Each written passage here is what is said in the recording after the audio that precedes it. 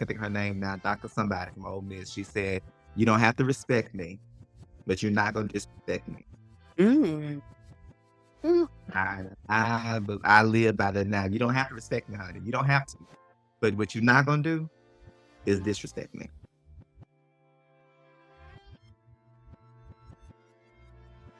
I am Uncle Lew, and today I have the honor and the pleasure to have with me, as usual, Brian Wesley Harrington, as well as Pheron Russell.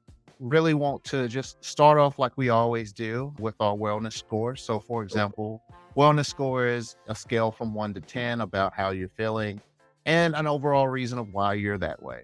So, just for an example, I'm Uncle Lew, he, him pronouns, and my wellness score, I would say, is honestly at a 9, really pushing at a 10. I've been at home for the past week, and it's been wonderful time frame being back at home and being able to just fellowship with family and friends. And so really excited to be here. And so with that, I'm gonna pass it to Brian. Hey y'all. I am at about a 8. I'm doing I'm doing good. I got a lot of rest this week that I needed because y'all know this program whooping my ass, but I've got a lot of rest. And I'm just now on like today I started back doing some work, so I'm easing myself back into it. Got a lot of reflection done, a lot of rest. So yeah, I'm at about an 8, tiptoeing at a 9. These are high. I feel a little bad. I would say about a 7.6. I didn't discover really until this year that community was like really big for me. And so similar to you, Melvin, I had the chance to be around family and it was good and the food was good. And so that made me excited, but it's not quite an 8 or 9 where y'all are because I feel like the weekends are 2 blinks and that makes me a little sad. And I don't know, I have to get my mind around it and the adult team that happens next week. I 7.6, right?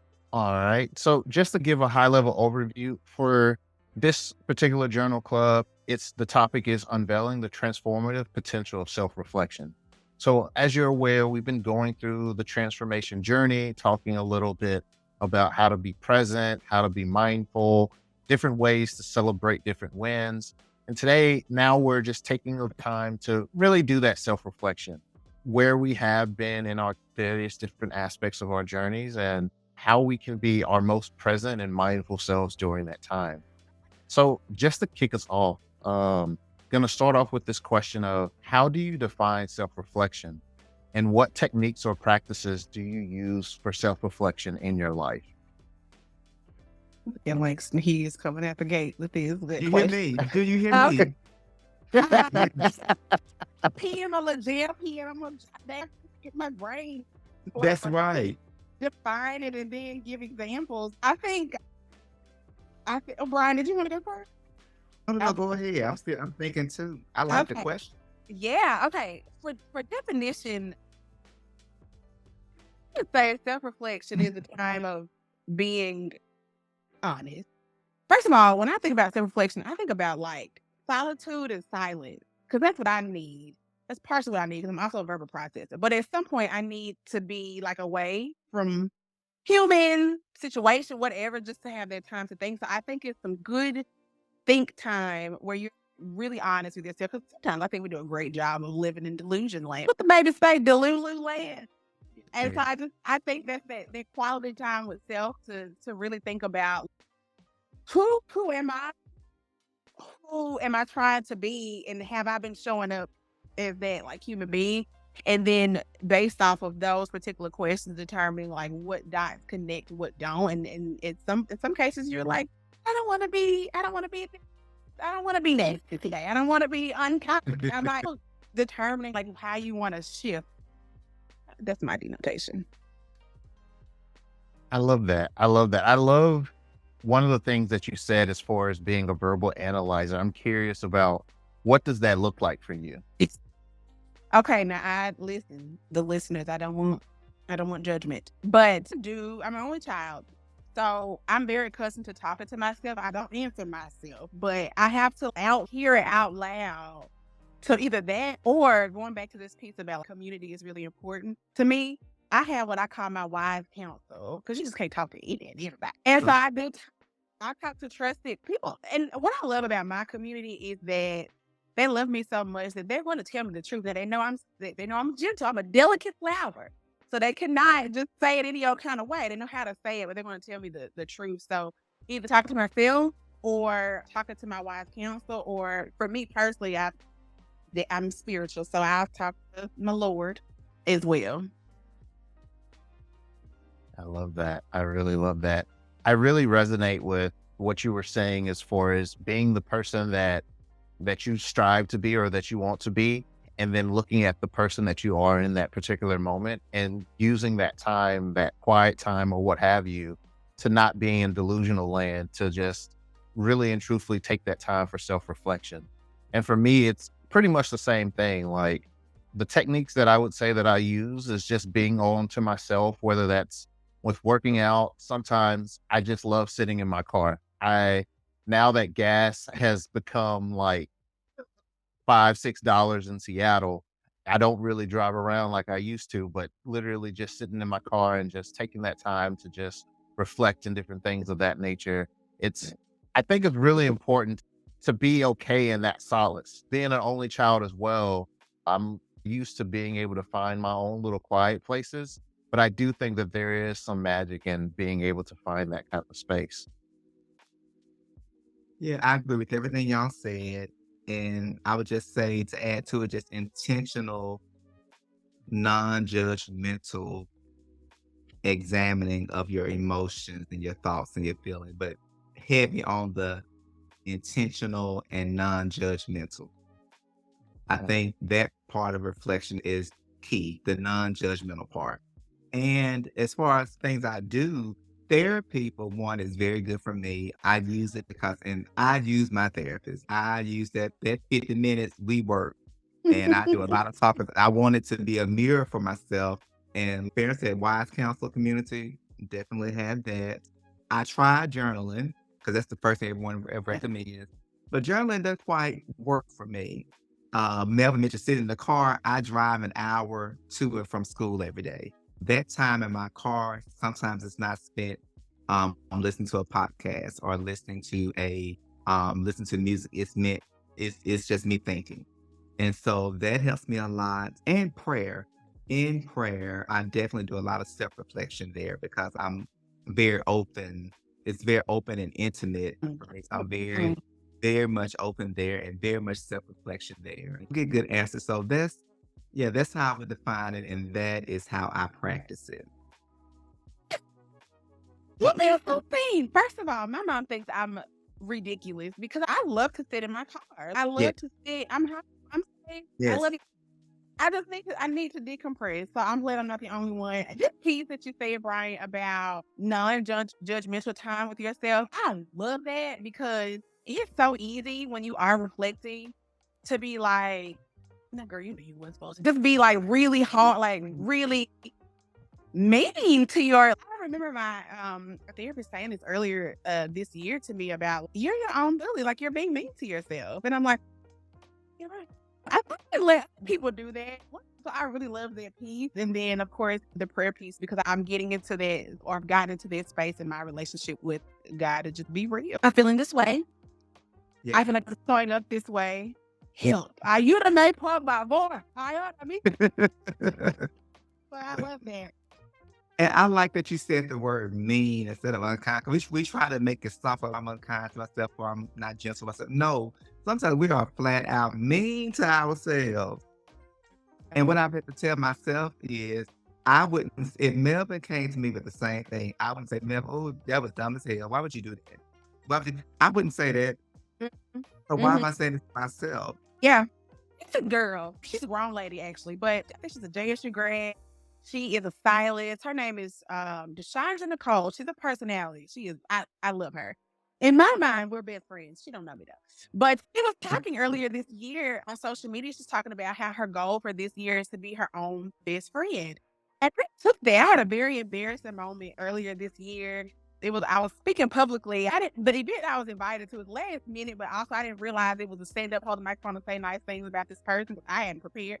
But I was like, do it. And I didn't say what I had planned to say when I was sitting in my seat. But anyway, in that moment of trying to comfort myself after the fact while I was eating my cake in the car, okay, Mm. I was like, tell my best friend if she told me that this happened. And so I've been this year really trying to spend time to myself the way I would talk to my mom, the way I would talk to my best friend. Just stay back here from the window, Oliver. I love it. Yeah, I'm with that. And the car is therapy. I can't say that enough. The car is therapy. So with that in mind, I guess this is a really great pivot to the next question of, in your opinion, what emotions or insights often emerge during moments of deep self-reflection, and how does that contribute to your personal growth? Because we have these moments where we recognize we're being unkind to ourselves or mean to ourselves. Like, how does that feel? And like, how do we learn from that to be able to grow to the person that we're striving to be? So, Farron, I'm really curious about like your example about when you were doing that public speaking. How did you talk to yourself as a Yeah. friend to get you over that hump? I'm glad you said that because I do remember what I said. Of course, the initial feelings were like, girl, that was so dumb. You got up there. You kept your mouth closed, just gave her a hug at the end and said bye. But after I asked myself, what would you tell you this? If Ashley said that, hey, girl, if you watch it, if Ashley said that, what would you say to her? And I said, Farron, you, first of all, it's plenty of people that this lady, this is an elder. She's an elder. She's a seasoned saint. This lady knows so many people. And there are people who are older than you who have known her longer than you that didn't have the courage to get on their microphone and give her a flower. So at least you had the courage to get up there and say something to the woman. And that's when I got a little bit after that. I love that. I love that. That was a good way to reframe. I love that. I think for me, the emotion that I can think of immediately that comes up is vulnerability. Mm. And which everybody knows my favorite white woman in the world is Brene Brown. We are best friends. We are. Yes, we are. We're not. So it's me, you, and Chandra Nicole. Got it. Okay. Yeah. We'll step at brunch time. Okay. Hey, I love Brene Brown. I love her talk on vulnerability and shame. And so for me, vulnerability comes up and also shame. And I have to, but I don't judge the shame because that emotion is part of me and I'm feeling it, but I address it. Like you said, with talking to yourself, I address it and think about Tariq Ali, who I love. He's a personality on IG, social media personality, and playwright and whatnot, but a screenwriter rather, but he talks a lot about the inner child. And so I always try to think back to, okay, I'm in this moment of self-reflection. When I see something, being vulnerable enough to be like, okay, yeah, that happened. How do I feel? What does it say about me? Then sometimes a little shame comes in there, a little negative comes in there. Why would you do that? You could, like you said, you could have stayed, sit down. So you got there to make a fool of yourself.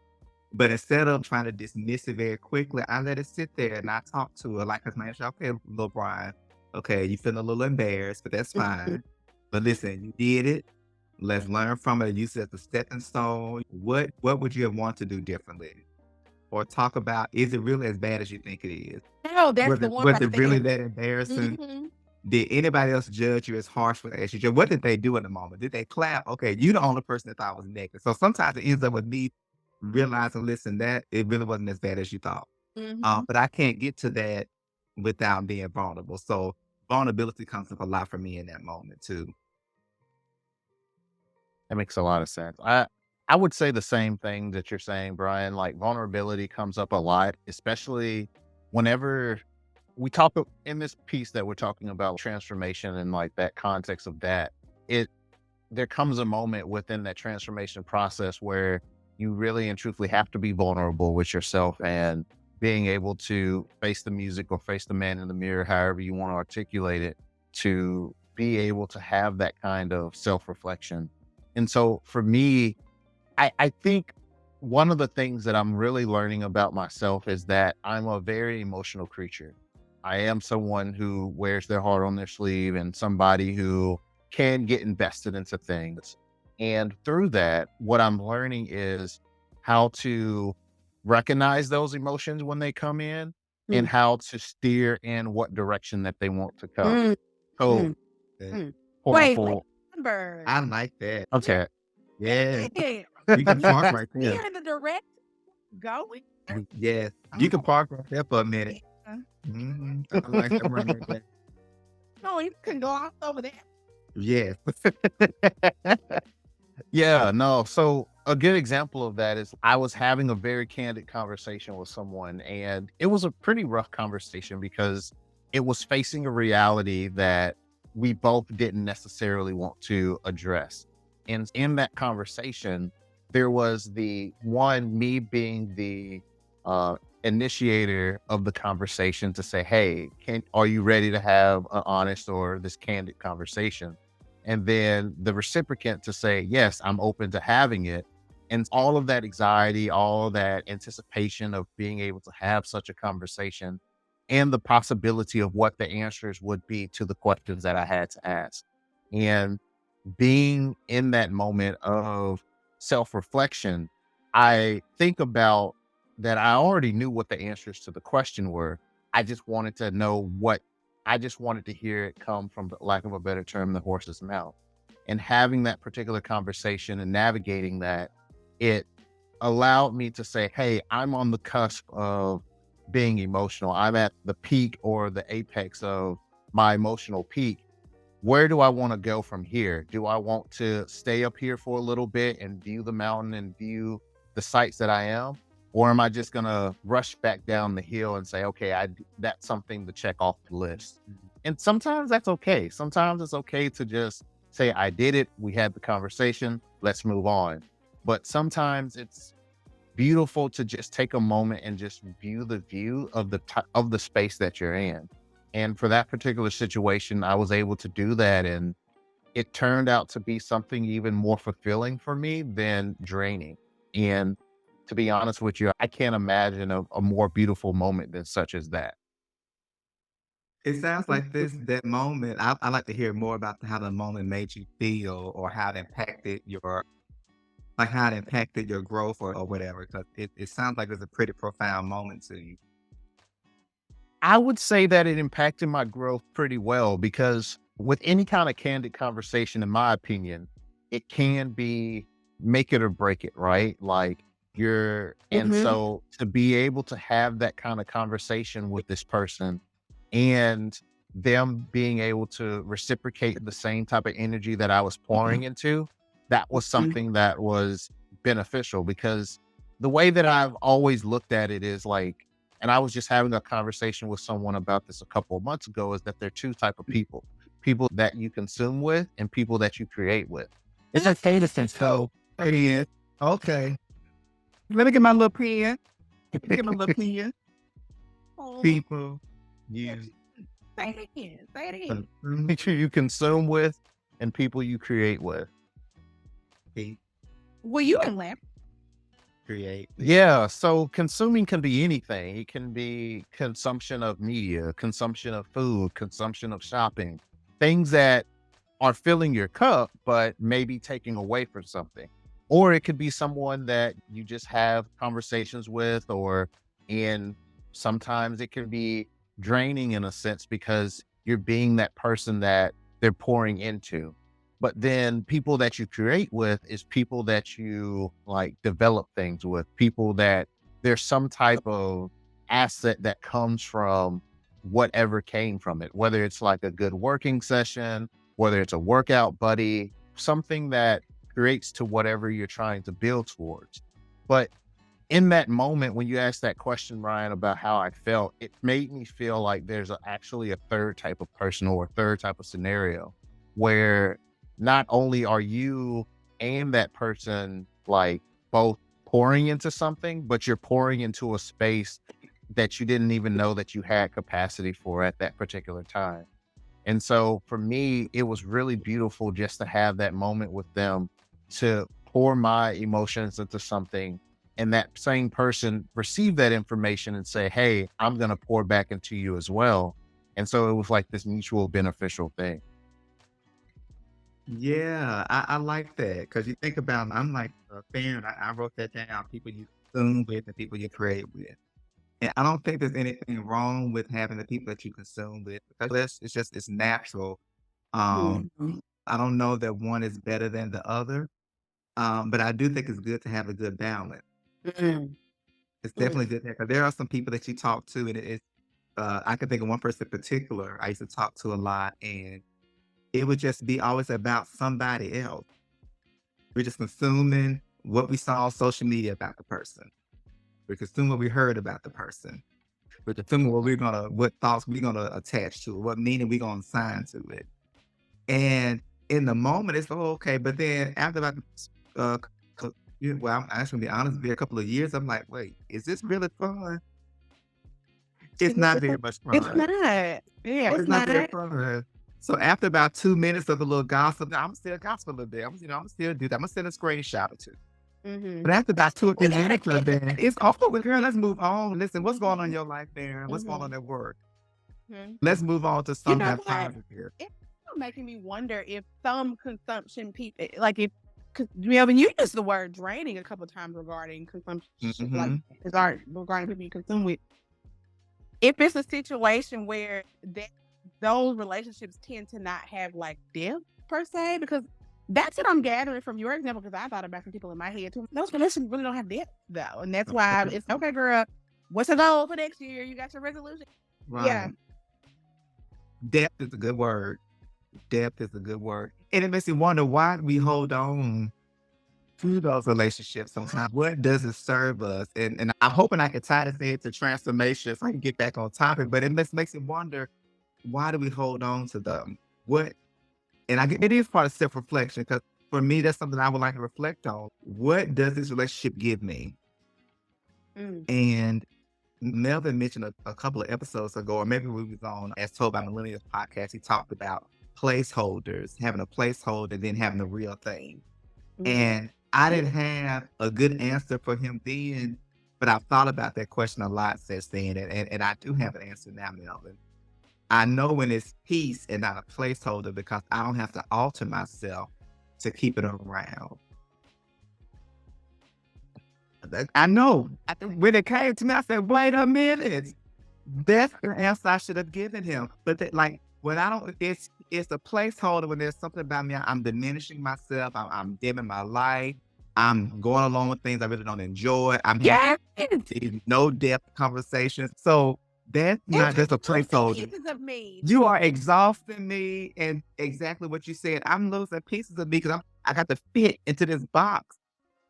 And now all of it, you don't get the full magic. So that's how I know it's a placeholder and it's not my piece. Mm. So So yeah. Anyway, I'll get off of that now and get back to transformation. Yeah. I think that really ties in and really hits the nail on the head about what we're talking about as far as the emotions that it incites into you, as far as exhausting yourself and being able to recognize that something isn't necessarily bringing that particular piece. And I think that asks the question, when you're doing that self-reflection, how do you find that particular piece? Because no one really wants to self-reflect when they're exhausted or in the midst of chaos. If you're running from a horde of bees, you're not going to be like, oh, let me pause and think for it a little bit. You're going to get stung. So it's to put yourself into that piece. I'm curious around how you identify whether someone is giving you that piece or not. This year has been a year of many things. One of the things has been boundaries. And of course, listen, boundaries are for you, which is true. My boundaries are my non-negotiables. I had to sit down and be like, what are core values? And then building my boundaries based off of that. And people in my life who think I like take it a little too far. But I can't. Right after I do it, I'm about to tell you what I do. One thing, and those like moments after that you just talked about, Brian, of is that a free? Do I need this?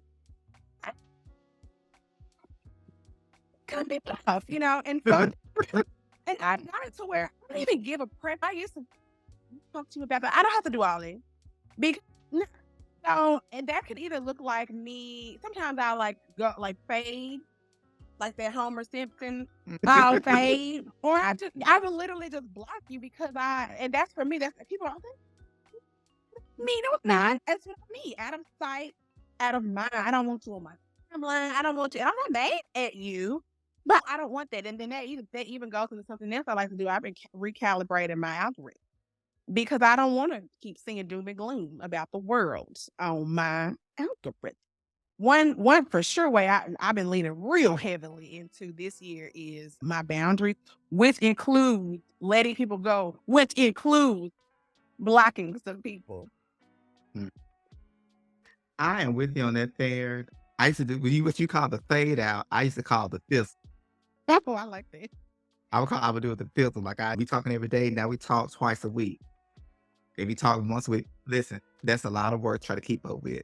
It's somebody to just block you. And I had a situation where I did that, and because I would just not respond to them, but I'm like, I'm having to still see them on Facebook, and then I'm reminded of what happened. Yes. I'm reminded of how they hurt me. And I feel if I'm blocked them, they're gonna think. I start thinking what they're gonna think, and I'm like, Brian, that don't matter what they didn't give a damn what you thought when they hurt you. So you don't care. So I do that. Also, to answer the question, no compassion, self-compassion. Mm. In the moments when I'm doing the reflecting and stuff, it's self-compassion. And there's a pastor I like, Pastor Christian Smith. He talks about like the love your neighbor verse. And he says everyone does the love your neighbor as you love yourself, where everybody does the first part, but they don't do the second part. So to truly love somebody, you need to love yourself. Mm. And so I have leaned very heavily into that this year. And I have made decisions that show that I honor and love myself. Because I can look, when I do self-reflection, I can look in the past and see where the decisions I made, they were fair. It was showing Melvin that I loved him, but I'm in the box. I'm not being my fullest, most authentic self. And so this year I've been very intentional on in those moments of reflecting when I'm vulnerable and I let my guard down and I tap into and see, okay, this is a thing, that's a thing. I'm not judging it. We just noticing that it's there. Yeah. I use it as a stepping stone. So, okay, what are you gonna do now? I use it as a stepping stone for personal growth. And one of my goals was to practice more intentional loving on myself this year. Mm. And I've made several decisions that I can point out that this shows that I'm putting Brian first. I love him. And because I've done that, I am able to better love my neighbor. I'm able to better love my neighbor. And I feel like I'm more in touch with my core values that you mentioned earlier, knowing those core values. And it's easier for me to set up boundaries and enforce them because I love myself so much that I'm not going to allow you to put me in space. So when the boundaries That's up, it. it used to be so difficult. I'm a recovering chronic people pleaser. Hey. We- It's a word that you just used, Brian. You said compassion for self. And yes, and so one thing I want to add to my answer based on that is before I let these people go, because obviously, because I feel like we're on the same wavelength. Usually, if I have to let you go, you have caused harm, and either Detrimental. it was either one egregious act or you kept breaking that boundary. And I didn't talk to you about it too, boo. I didn't talk to you about it. But before it gets to you have to go. And to this point about self-reflection, I do have to sit down and be like, girl, am I the drama?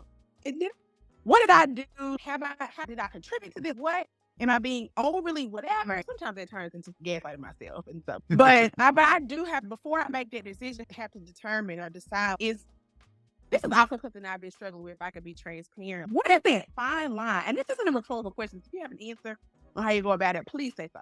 What is that fine line between showing some more grace, and you played in my face. Oh, that rhymes. But you are trying to be more graceful to a person, and this person is. So yeah. Yeah. I like what you said because I do the same thing. You're right. We're on the same wavelength. I give you a chance. I talk to you about it, and I'm gonna always. Well, I'm working on this, but I'm gonna always make it me first. Maybe I could have done, Yes. or maybe I should have done that. And I've been learning to stop doing that. Let it be what it was, whatever. But you mentioned the fine line between showing grace and then just cutting it off. I think it may differ from person to person, but for me, I'm gonna show you grace, but I feel like the old saying when you fool me once, shame on me. For which time, shame on you. Or as J. Cole says, can't put the blame on you. After that first time, okay, we had a conversation. The second time, to me, you better. And you are showing me that you are disrespecting me and the grace I'm giving you. So if I allow us to remain in connection at the same level we're in, I'm now disrespecting myself. But it's just like an inner knowing. I guess it's just the difference from person to person. But at the root of it, though, is for me, it's disrespect. Mm-hmm. Yeah. And you ain't got this lady, I can think of her name now, Dr. Somebody from Ole Miss. She said, you don't have to respect me, but you're not going to disrespect me. Mm. Mm. I live by that now. You don't have to respect me, honey. You don't have to. But what you're not going to do is disrespect me. Yeah. I love this because I think where we've come to is a really great pivot to this kind of last point where there's this intersection between self-reflection and self-acceptance. Like being able to get to the point where you've done your self-reflection and being able to be compassionate to yourself or be acceptance of whatever the situation may be. And I think what you talk about there, Brian, in the sense of you don't have to necessarily respect, but you do have to respect me because at the end of the day, I've come to a point where I've been compassionate to myself. I've come to a point to where I've accepted certain things of myself.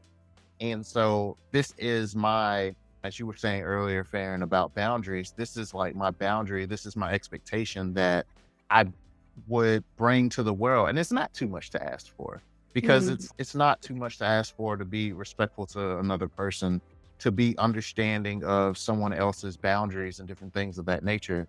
So I'm curious for you, how does that concept intersect or that understanding intersect between self-reflection and self-compassion look like for y'all? Intersection of self-acceptance and self-compassion. For me, once I'm vulnerable, I see what I am. I sit with it and I accept it. And I drown myself in compassion now. So as opposed to what we used to do, it's just, girl, just drown. So why did you do that, Brian? What did you need in that moment? And if I could figure out what I needed in that moment, I'd give it to myself right then in the moment I'm doing the reflection. So that way, when I know it again, when it comes up again, I know what that feels like and I know what to do to fix it.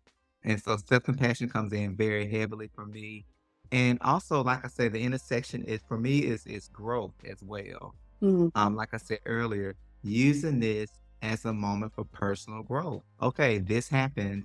I've drowned in compassion. I bathed in compassion, and I'm beginning the healing process. So now let's move on to growth. What are we going to learn from this? What are we going to do differently? What are we going to do to heal that part of ourselves? Because maybe it's something that's going to take, there's going to be a process to heal from. So what can I do today to start the healing process? What's one little something I can do today that I can get some momentum? I use it as like a catalyst, I guess you could say, for personal growth. To your point, Brian, on how you were saying that you show yourself compassion in that space, to verbally say over and over again, like you did your best. Mm. Fair, you did your best. You did your best at doing what you were doing the best you could. And so I have to remind myself of that because, like we said earlier, it's really easy to be like, now you let. So I have to keep saying that. But then, so when I get into, so to your point, Brian, about like, what am I going to do next? What am I going to do moving forward?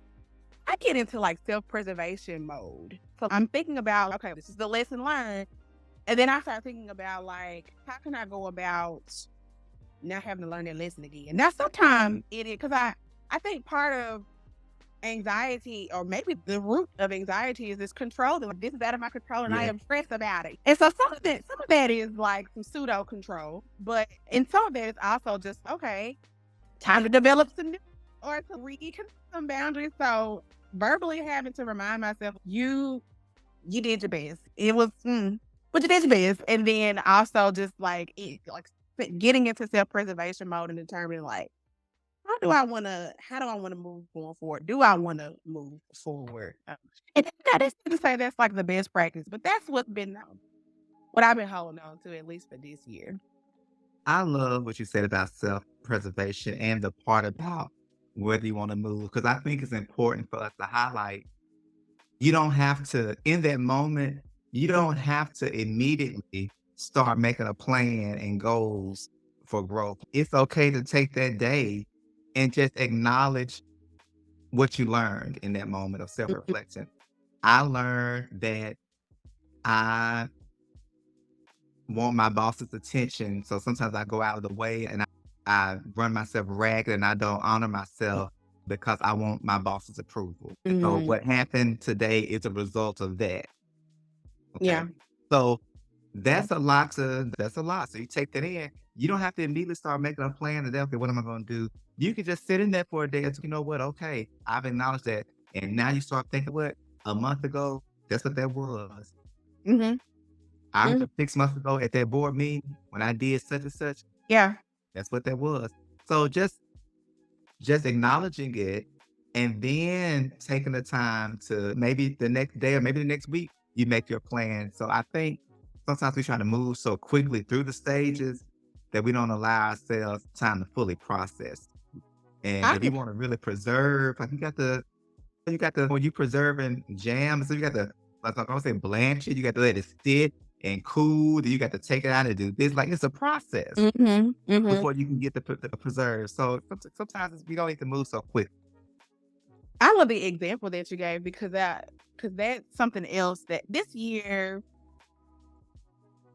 a couple of people fell off pedestals, and I know you shouldn't do that, but we're human, it happens, right? Yeah, And I we're here. do think that pedestalizing is a form of dehumanizing. I think one end of the spectrum of it Mhm, is illegal aliens, because why would you do that? That is terrible, right? But then the other side of that is you're so great, you're superhuman, which is also problematic. And mm. so I think that just even the example that you just gave, Brian, about the boss situation, it's been a couple of times that I've had to. This is different people, it's not necessarily my boss, but de-pedestalize, like humanize people. And then one thing I'm starting to learn is meeting people where they are. And I don't say that in an elitist with elitist connotation, but just okay. So we're not here right now with communication, but I still love you. And so what does that mean going with self-preservation? What does that mean for me if I want to continue to be in fellowship with What does it mean for me? you? Mhm. Because I can't control Melvin, I can only control Brian. I love that. What does it mean what is it gonna look like for me to continue this relationship Mhm. if I Yeah. decide to? Mhm. That's exactly it. Yeah, I love that. I love that. So with that, I know this is a really great conversation, but want to be respectful of everybody's time. Brian, do you by any chance have those hindsight cards? I do. I actually got it out when we were doing introductions, and I found one that I think that fits the conversation pretty well. So, Farron, I love these hindsight cards. I'm trying to find the box. Beautiful. Actually, he's on Mhm. HINDZ site. But anyway, this card says, "Live the life you love and love the life you live." Okay. And on the back it says, "We are here to learn, live, and love.